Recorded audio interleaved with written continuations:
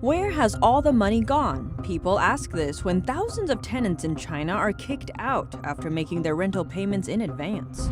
7 pro-democracy Hong Kong lawmakers were arrested. It's due to a scuffle months ago when pro-democracy and pro-Beijing lawmakers clashed in the Legislative Council. An earthquake hit Turkey and Taiwan offered help. Turkey showed gratitude to Taiwan, causing China to pile on the pressure.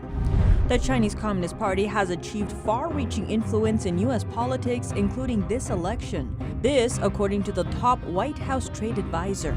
And an exclusive interview with a German businessman. Chinese police stole $1 million from him, and he did 7 years of forced labor in a Chinese prison.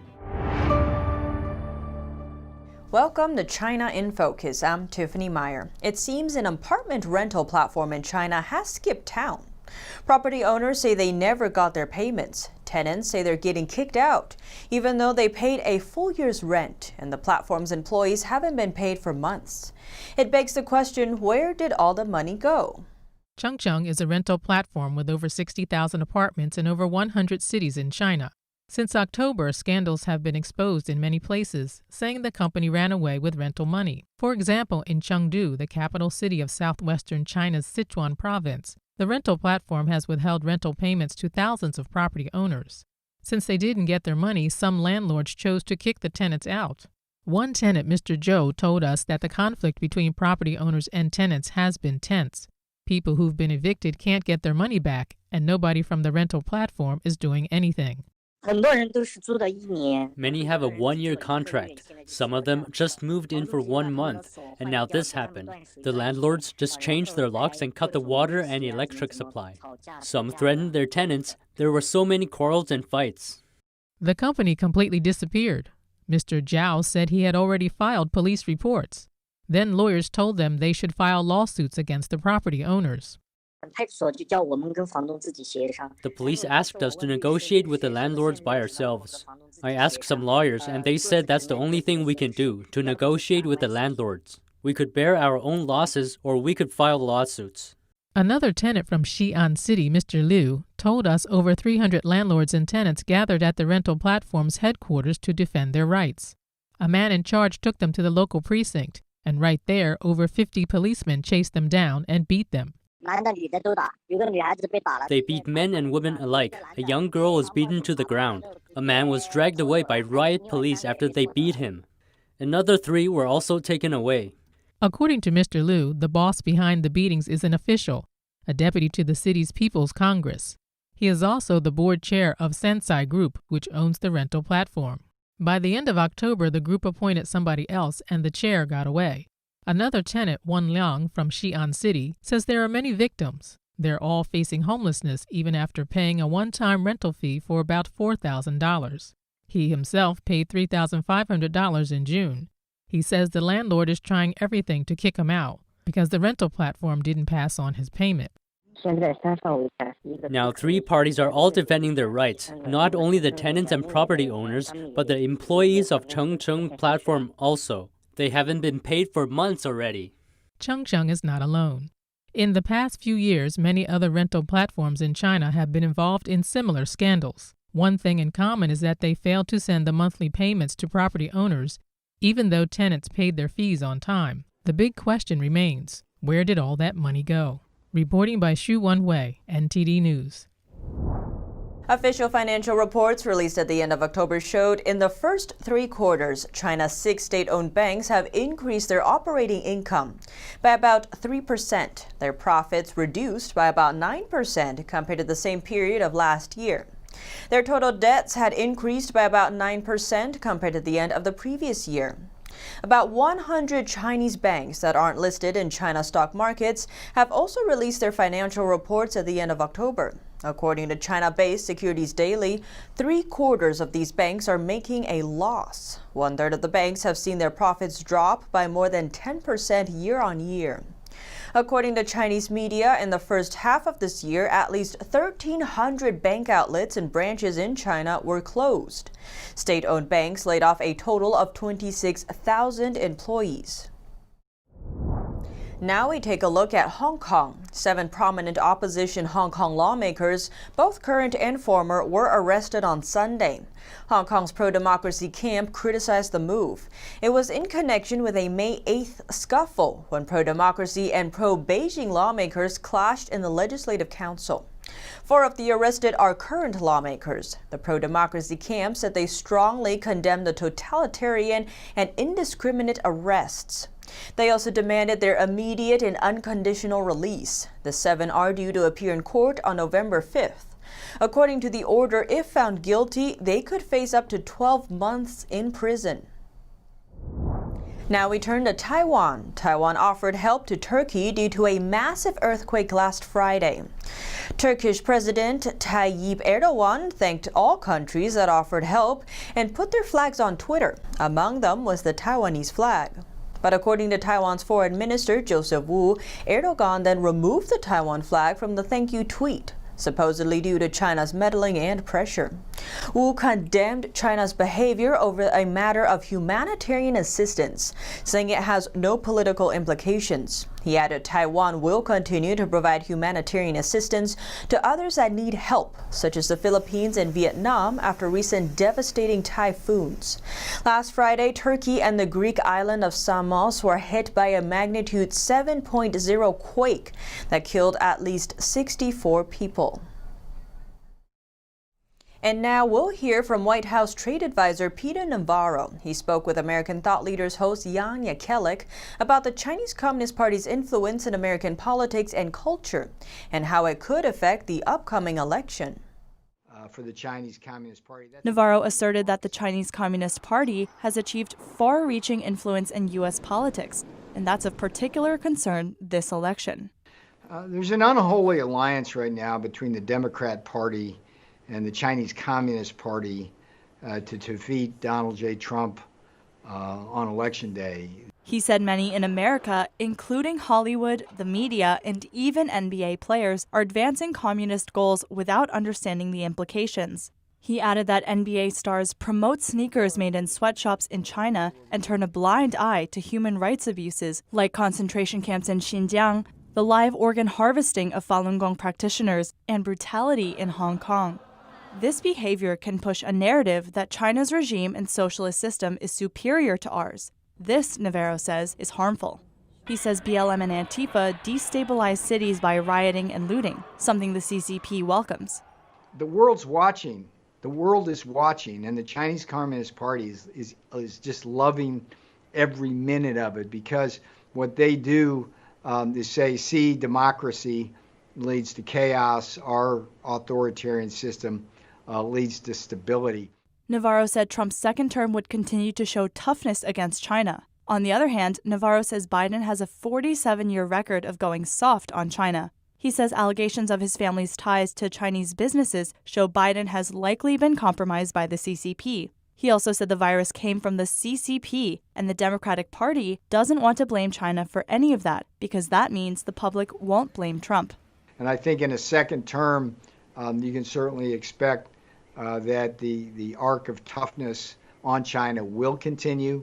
My one regret this campaign is that we were unable to punch through the mainstream media to raise awareness among the American people that this virus did indeed come from the Chinese Communist Party and they're killing Americans. Christina Kim, NTD News. Now we turn to U.S.-China relations. China's foreign ministry spokesperson lashed out at the U.S. on Twitter over the weekend. She accused the U.S. of being the real Thanos, saying there is no need to disguise itself as a victim. Thanos is a Marvel supervillain. He collects Infinity Stones to get the power to eliminate half the world's population. The spokeswoman's tweets are in response to a U.S. official's recent remarks on China. In an online seminar, Assistant Secretary of State David Stilwell said Beijing's influence activities are predatory and hegemonic. The CCP wants control, and at least it wants a veto in public discourse and political decisions globally, world over. Stilwell said the Chinese regime is highly capable and hostile to principles like democracy and openness. He added the United States should demand reciprocity from China. He said America should limit Beijing's access to America's open society, including trade, education, investment, and technology. Stilwell also urged other countries to follow America's lead, such as rolling out bills to counter Beijing's influence activities. China is threatening the U.S. with retaliatory measures, and this time it's over journalist visas. On Monday, China's foreign ministry accused the U.S. of giving Chinese journalists visas that are soon set to expire. This May, the Trump administration reduced Chinese journalists' visa to 90 days with an option to extend. That followed China expelling American journalists from several mainstream media from the country. Spokesperson Wang said some Chinese journalists were granted visa extension last week, but it's due to expire as soon as this Wednesday. And there are also journalists that haven't got their visas yet. Wang accused the U.S. of suppressing Chinese journalists and threatened potential reciprocal measures. Lawmakers from 7 European countries say Taiwan deserves a seat at the World Health Assembly meeting next week, also known as the WHA. Over 100 European lawmakers have sent letters to the head of the World Health Organization, or WHO. They're urging Director General Tedros to invite Taiwan to this month's assembly. That's according to Taiwan's Ministry of Foreign Affairs. 4 European lawmakers from Poland, Hungary, Slovakia, and the Czech Republic sent a joint letter to Tedros on October 22nd. In separate letters addressed to Tedros, more than 100 lawmakers from the Czech Republic, Estonia, Hungary, Latvia, Lithuania, Poland, and Slovakia also expressed their strong support. They pointed to Taiwan's success in containing the virus and that it's imperative that Taiwan joins the WHO. They added that excluding Taiwan and its 23 million citizens would be a human rights violation, and it wouldn't benefit the global effort to combat the virus. Taiwan is not a member of the WHO, but from 2009 to 2016, Taiwan's health ministers were allowed to take part in its international meetings as observers. But since 2017, Beijing has barred Taiwan from taking part in the assembly and its meetings. The Chinese regime considers Taiwan part of its territory, even though the island has its own democratic government. Despite being just 81 miles from China, Taiwan has largely prevented the spread of the virus on the island. Its last locally transmitted case was reported more than 200 days ago in April. And Japan may have shut off China from supplying drones to its government. That's according to a Reuters report citing governmental sources. The Japanese concerns are over the protection of sensitive information and to bolster national security. That's as the country's economy is deeply dependent on China. But it has ramped up efforts to cut ties since the pandemic, subsidizing manufacturers to leave China and go home. Japan's domestic drone makers expect to benefit from the changes. China has the world's largest maker of commercial drones. The Chinese company owns nearly 80% of the worldwide commercial sector. But cybersecurity researchers found that their product collects large amounts of personal information. Researchers say the Chinese regime could exploit the data since all Chinese companies have to cooperate with state intelligence agencies if asked. In his first interview with an English-language media outlet, a German citizen talks about his 7.5 years in a Chinese prison, where he experienced forced labor and torture. In the first part of our 3-part series, Robert Rother recounts what he called his rigged trial in crowded living conditions in prison. NTD's Germany correspondent Christian Watson reports. Robert Rother spent 7 years and 7 months in a Chinese prison. In 2004, he left Germany for China to pursue his dream job. At first, most of his business ideas flopped and he went broke. But later, with a new partner, he started over in Shenzhen, a megacity in South China. They began trading in diamonds, and soon business was booming. My life was kind of exciting in China. I was together with the high society of Shenzhen, Hong Kong, and Macau. I drove 2 Ferraris. I bought my first Ferrari. During the financial crisis of 2008, Rother and his partner struck gold. As China's capital market dried up, they helped Chinese businesses get access to cash by leveraging relationships they had built. He says at one point he made $800,000 from commissions alone. His latest venture was a website that sold Chinese stock market information in English. But amid his success, the Chinese regime wasn't a fan of his dealings. I just thought to myself, why should I do that? I bought the license, I did everything what I did was legally, and so I did not quite understand the message from them. So later on in jail, I figured out through other inmates who got arrested for similar crimes like contract fraud or corruption that this is a common way to get rid of competition in China.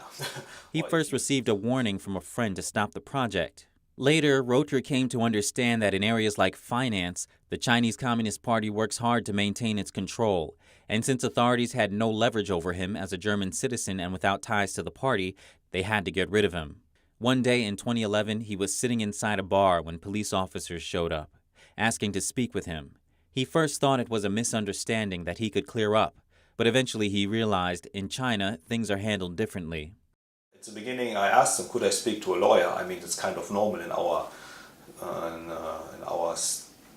society or in our countries. So they told me, why do you need a lawyer if you haven't done anything wrong?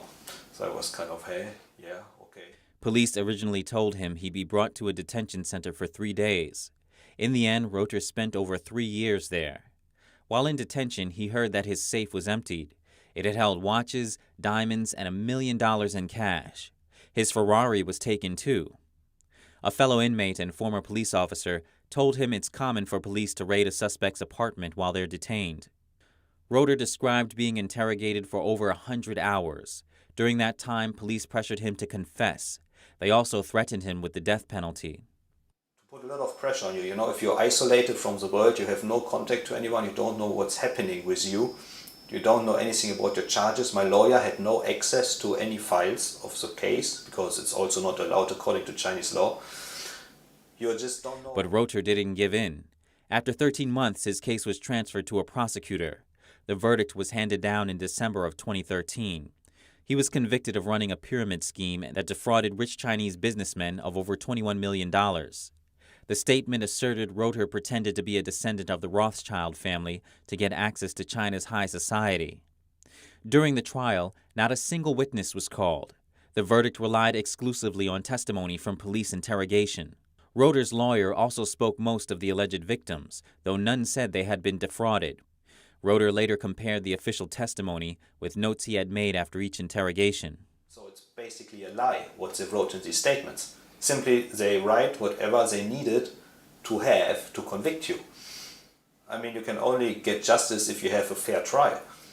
If you cannot get a fair trial, how can you get justice? It's impossible. Chinese courts have a conviction rate of 99.9%. According to a former judge in Fujian province, China's judicial system is inherently unjust. That's because the Chinese Communist Party controls the courts and the police. Anyone the party dislikes is likely to be unfairly prosecuted.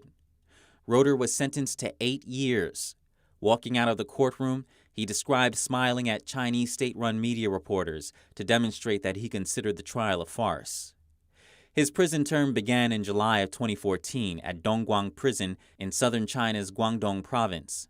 Dongguan Prison holds about 5,000 inmates. About 500 of them are foreigners. Rother says cells were crowded and lacked privacy. And in each cell were 18 people, maximum of 18, and the size was around about 200 square feet. So on that 200 square feet we had 2 holes in the ground to do your business. You had a small washing basin to brush your teeth, to wash your dishes. In that cell you also were eating. Everything was in that cell. Rother slept on a wooden plank without a sheet, mattress, or pillow, often shoulder to shoulder with another inmate. He explained that he shared a cell with corrupt officials, drug dealers, rapists, and murderers. He added that medical care and hygiene conditions were even below Chinese standards. In the summer, the stench of sweat and odors from the toilet holes filled the cell. He was forced to wake up at 5:30 a.m. every day. His waking hours were mainly filled with forced labor. Every night, the inmates also endured propaganda sessions. They were made to watch Chinese state TV and listen to lectures from police officers.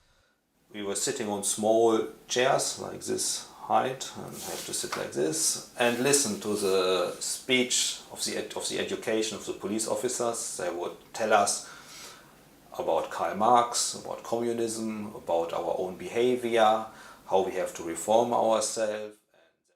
According to Chinese law, labor and re-education are built into prison sentences. Its system is known as reform through labor. In China, more than 2.3 million people were incarcerated as of 2018. Reporting by Christian Watchin, NTD News, Berlin. And that's all for today's China in Focus. But before you leave, we have an announcement to make. Tomorrow, we will not have an episode of China in Focus, but tune in at 7 p.m. here on this channel as we bring you live coverage of Election Night 2020. See you then. This November 3rd, one of the most hotly contested elections in U.S. history. An unprecedented White House race. Who will lead the nation? Jobs and companies are coming back to our country like never before. He will shut it down again. He will destroy this country. It's time to stand up, take back our country. The president has no plan. Tune into NTD on November 3rd for live coverage and results.